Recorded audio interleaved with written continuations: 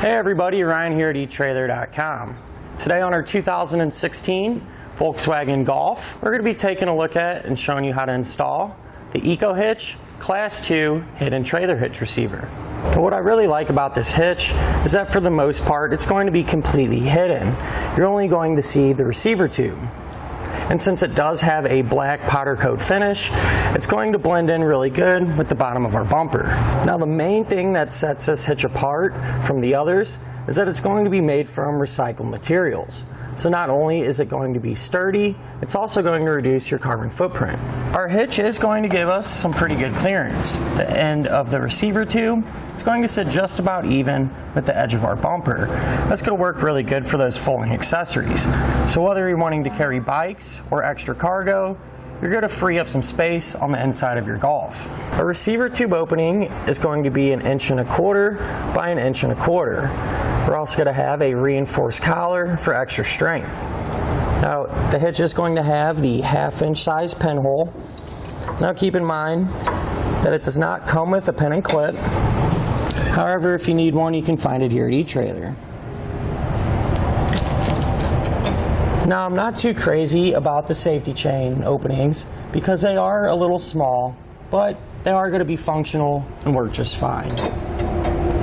Now a really nice touch in my opinion is that our hitch came with this piece of rubber which we'll put around our fascia in the opening, and that kind of just gives it more of a clean finished look. Now as far as the weight capacities go, our hitch is going to have a maximum gross tongue weight rating of 200 pounds. That's going to be the amount of weight pushing down on the hitch. So that's going to work perfect for those 1 and 2 bike racks. As far as the maximum gross trailer weight rating goes, it's going to be 2,000 pounds for the amount of weight pulling on our hitch. So that's the weight of your trailer plus anything you might have on it. Now it is always a good idea to check with your Golf's owner's manual to make sure your car can pull that much weight. And if you do plan on doing a little bit of light duty towing, I'd recommend picking up some trailer wiring. That way the lights on your trailer will work as you go down the road, keeping you safe and legal. Now I'm going to give you a couple of measurements. You're going to use these to figure out which hitch mounted accessories to get. From the ground to the top inside edge of our receiver tube opening, that's about 10.5 inches. So chances are pretty good you're going to need to get a ball mount with a rise. From the center of the hitch pinhole to the edge of our rear bumper, that's going to be about 2.5 inches. You're going to use that to figure out if any folding accessories you might have can be stored in the upright position without contacting the bumper.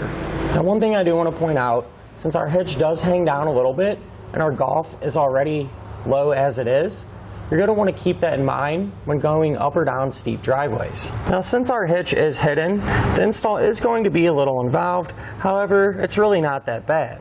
Speaking of which, let's go ahead and do it together now. To begin our install, we're going to be working on the underside along the bottom edge of our bumper. Along the bottom edge of our bumper, we're going to remove 4 plastic screws. We're going to use a T15 Torx bit to do that. We'll have one here, here, here, and over here.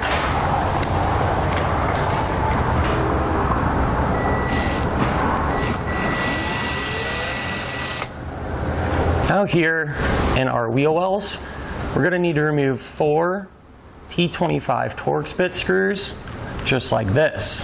We'll have one here, here, here, and right up in this area.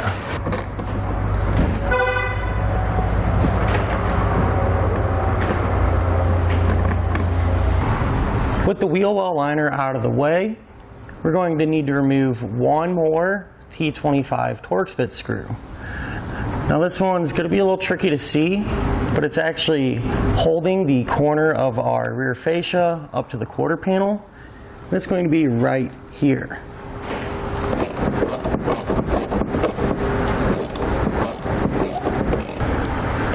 Now we're going to need to remove our tail lights, so we'll start by opening up our rear hatch. On each side, we're going to have a small access panel. You can just peel that back, and underneath it, we're going to remove this plastic wing nut.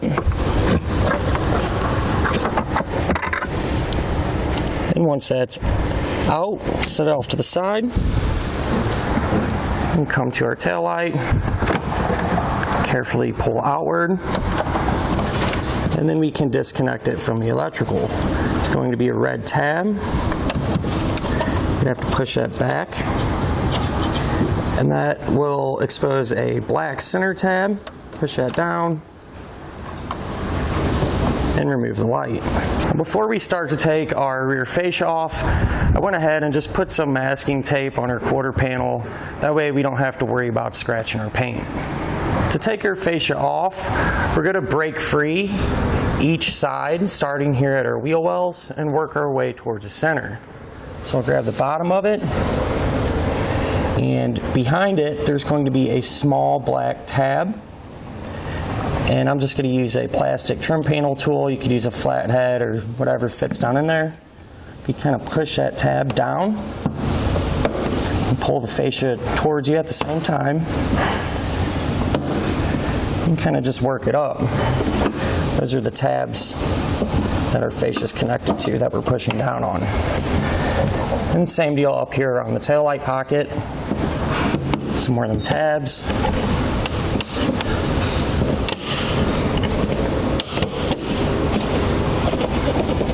And once we get to about this point, go do the same thing over on the other side.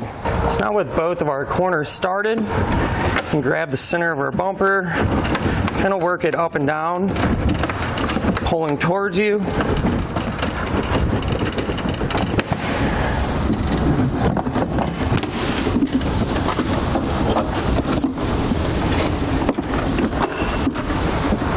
And slowly pull it back.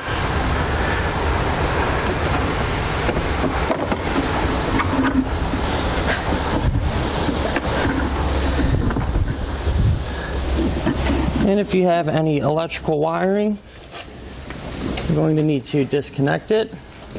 Now we can take our fascia and set it off to the side. Now we need to remove our bumper beam. Over here on the passenger side, it's going to be held in place with 4 13mm bolts.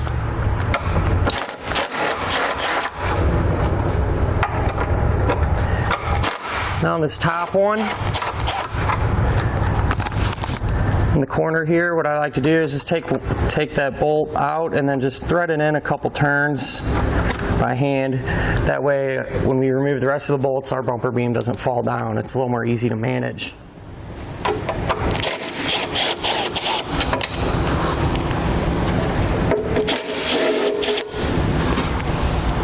And over here on the driver's side, we're just going to have 3 of those same bolts. Now we can hold our bumper beam and take out those 2 hand tight bolts.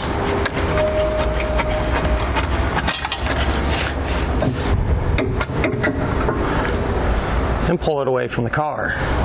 Now our attachment points to hold our hitch in place are going to be the same factory weld nuts that we removed our hardware from that was holding our bumper beam in place.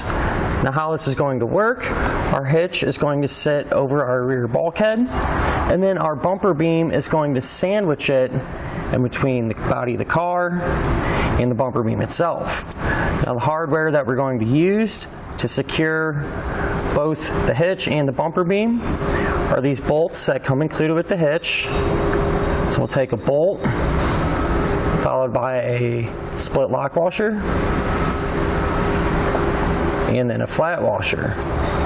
So we'll run it through our bumper beam and our hitch and thread it into the body of our car. Before we put our hitch into place, to give us a little help to hold it up while we get all our hardware in, what I'm going to do is just take one of our bolts and actually thread it in backwards through this way. That way it'll come out and our bumper beam and hitch can rest on something. We come from the back.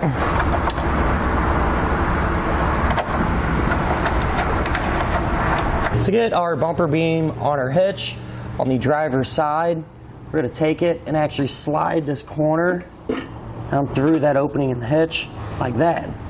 Then we can pick our whole assembly up and put it on the car.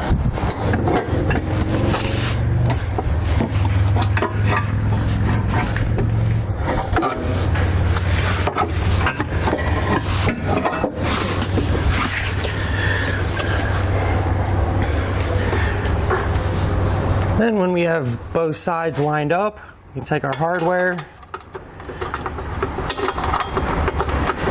and get it started. That's a good idea to at least get one hand tight on each side. That way the hitch and the bumper beam will support itself. With our hitch and our bumper beam supported, we can now remove the bolts that we put in earlier.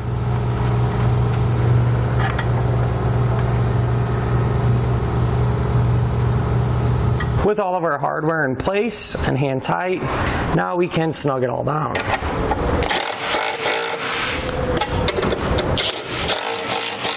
Now I can use a torque wrench to torque everything down to the specification and our instructions.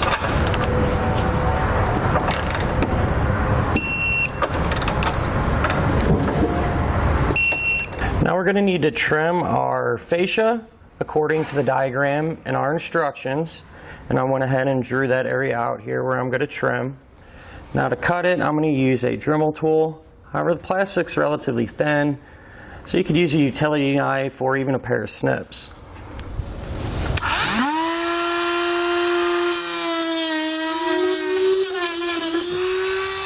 Now with our fascia trimmed, we're going to put on this trim lock around the edge, and that'll just give us a cleaner look. So to do that, it's going to be split here on the back side. And we can take the edge, run it down to the bottom, and just start to work that around the opening that we made. Now we can take our fascia and put it back in place.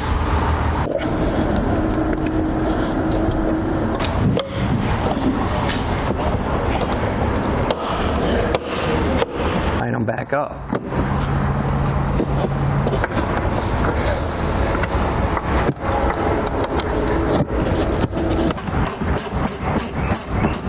And that'll do it for our look at and our installation of the EcoHitch Class 2 Trailer Hitch Receiver on our 2016 Volkswagen Golf.